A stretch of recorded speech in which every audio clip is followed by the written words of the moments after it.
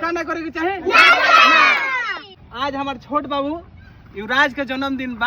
आ देखिए एगो भाव हमरा मालूम ना रहल सटे कि इनकर बर्थडे बा और हम जे आए नहीं कुछ काम से तो लिया के हमरा के पीछे से चॉकलेट धरावत रहन कि बाबा ई खा ली। तो हमरा इतना बुझाई लगे प्रेम बा तो हमरो बुझाई लगे इनका हमरा से इतना प्रेम बा तो हम इनके खातिर एगो केक ले आइल बानी काटे खातिर। इनकर बर्थडे बाटे और हमार शुभकामना में कि खूब आगे बढ़स हमरा गांव समाज के पूरा नाम करस। तो इनका तनी नाम पर तनी ताली बजाओ लो तो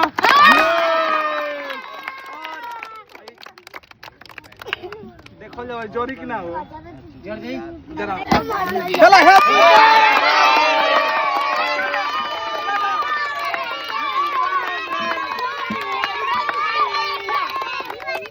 बाबा क्या पहले ना कर रहा है नहीं चलेगा। अब बाबा की देखिए ना ये तो ठीक बा तने खाली के नाम पे ताली बजा दे लो।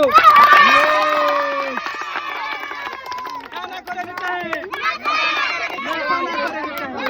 अब हिनिए से पूरा समय डालो नासा मत करिए लोग को पढ़ो। अच्छा ठीक बा एक रही बता दे लो का ना करे के चाहे अब सबके काट कर खिया बाबा किया बाबू हमरा के तो खिया बाबा क्या था